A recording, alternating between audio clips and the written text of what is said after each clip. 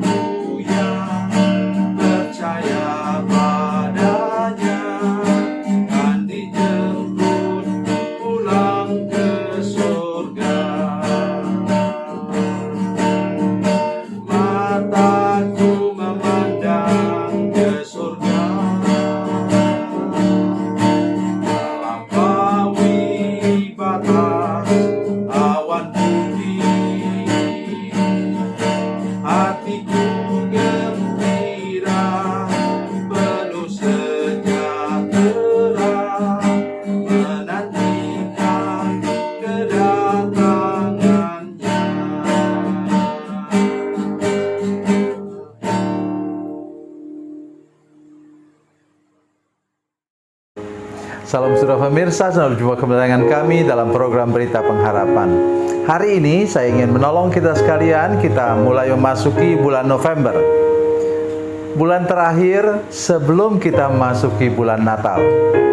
Oleh sebab itu, dengar baik apa yang saya akan sampaikan sebentar, karena saya akan berbicara tentang sepanjang setiap minggu bulan ini saya akan menyampaikan tentang apa yang menjadi tanda dan apa yang kita perlukan untuk menantikan kedatangan Tuhan Yesus yang kedua kali. Kedatangan Yesus yang pertama kali sudah Dia lakukan 2000 tahun lebih yang lalu. Sekarang kita masuki masa akhir zaman dan kita sedang menantikan kedatangan Tuhan Yesus yang kedua kali. Mari sebelum lebih jauh mendengar firman Tuhan, kita berdoa.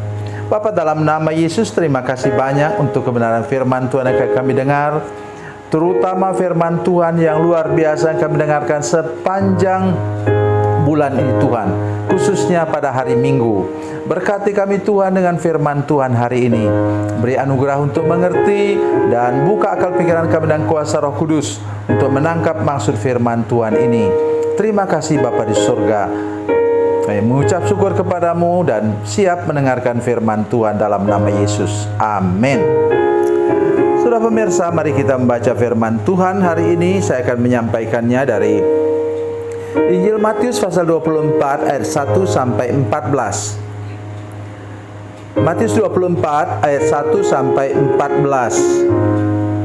Saya akan baca ayat yang terakhir saja, ayat 14. Demikian bunyi firman Tuhan. Dan Injil Kerajaan ini akan disampaikan di seluruh dunia menjadi kesaksian bagi semua bangsa. Sesudah itu barulah tiba kesudahannya. Amin. Saudara pemirsa, salah satu yang firman Tuhan tekankan menjelang akhir zaman ini adalah firman Tuhan, Injil Kerajaan. Mengapa disebut Injil Kerajaan? Karena tema dari Injil Matius adalah Yesus adalah Raja. Oleh karena itu dia mengatakan dalam Matius 6 ayat 33, carilah dahulu kerajaan Allah. Mengapa itu begitu penting? Menunjukkan bahwa engkau saudara sekalian yang sudah terima Yesus, sudah menjadi anak-anak Tuhan, engkau menjadi pangeran dan putri dalam kerajaan Allah.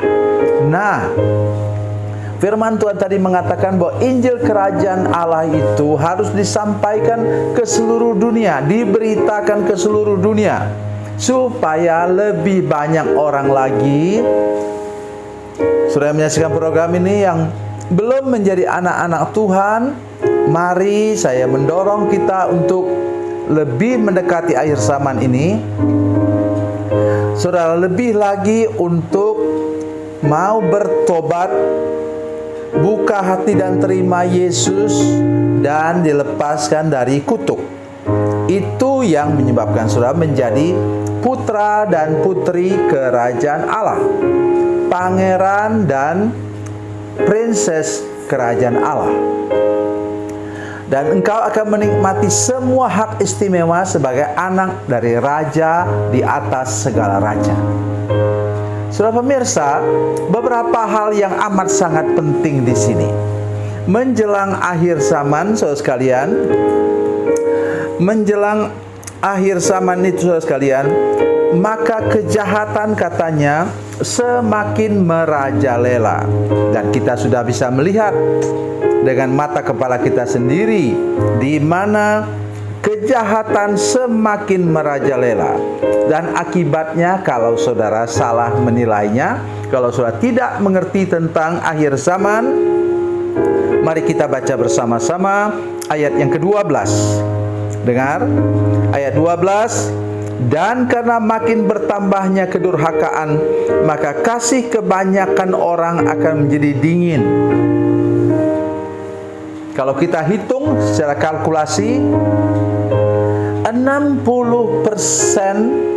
orang percaya kasihnya menjadi dingin atau menjadi tawar. Kenapa?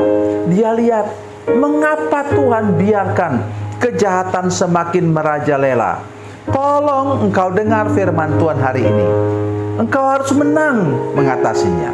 Bila engkau melihat segala kejahatan, kedurhakaan di sekitarmu, mungkin terjadi dengan anggota keluargamu sendiri, engkau harus menang. Menang, bagaimana cara menang? Jangan biarkan kasihmu, isi kasih yang terutama apa sekarang di akhir zaman? Pengampunan. Jangan biarkan tumbuh akar pahit, luka batin dan dendam di akhir zaman ini. Perbanyaklah engkau berdoa untuk orang di sekitarmu yang melakukan kejahatan, supaya mereka mau bertobat, terima Yesus dan lepaskan dari kutuk kejahatan itu. Jangan membenci mereka, tapi kasih mereka dan ampunilah mereka. Seperti yang Yesus katakan, ampunilah mereka karena mereka tidak tahu apa yang mereka perbuat. Tapi ada janji luar biasa dalam ayat yang ke-13. Oh, haleluya. Ini saya harap dan saya berdoa untuk para pemirsa yang sedang menyaksikan program ini. Ayat 13 mengatakan, tetapi orang yang bertahan sampai kesudahannya akan selamat. Kata lain untuk bertahan ialah menang. Bertahan itu istilah perang, saudara sekalian. Tidak semua orang yang defensif, yang bertahan itu oleh karena mereka kalah. Tidak. Ada istilah demikian, mundur 1 langkah untuk maju 10 langkah. Itu teori dalam peperangan. Mengapa mundur 1 langkah? Untuk menyiapkan logistik dan kekuatan baru untuk menyerang ke depan 10 langkah. Oh, saudara-saudara sekalian, itu kunci kita untuk menerima kehidupan yang kekal. engkau tidak bisa masuk ke surga kalau engkau menjadi umat yang kalah. Mari kita menang hari ini, berkemenangan hari ini. Sebentar sesudah acara ini, sudah saya sampaikan firman Tuhan ini, bacalah dalam 1 Yohanes 5 ayat 4. Apa yang mengalahkan dunia ini? Imanmu. Apalagi yang firman Tuhan, bagian firman Tuhan yang lain, apa yang membuat engkau menang ialah kuasa nama Yesus. Lukas pasal 10 ayat 17. Oleh karena itu, jangan pernah berhenti katakan seperti ayat yang ke-13 ini. Saya harus menang, harus mampu bertahan sampai akhir supaya saya menerima keselamatan daripada Tuhan. Ingat ini Bapak Ibu sekalian, sambil sudah hidup berkemenangan, saksikan nama Yesus kemana-mana supaya Injil kerajaan ini diberitakan ke seluruh dunia, mulai dari lingkungan di mana engkau berada sampai ke akhir zaman. Tuhan Yesus memberkati, Tuhan Yesus baik. Mari kita berdoa.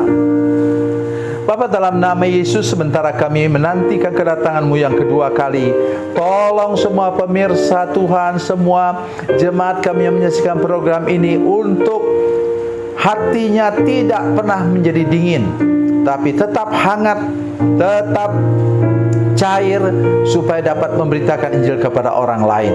Dan tolong kami untuk tetap hidup berkemenangan setiap hari, menghadapi segala macam kejahatan semakin merajalela sekitar kami Tuhan, supaya nama Tuhan dinyatakan, orang melihat kemenangan demi kemenangan dari hamba-hamba Tuhan, dari orang percaya, dan akhirnya mereka mau ikut dalam iring-iringan kemenangan perjalanan umat Tuhan menuju ke surga. Terima kasih Tuhan, dalam nama Yesus, haleluya, amin.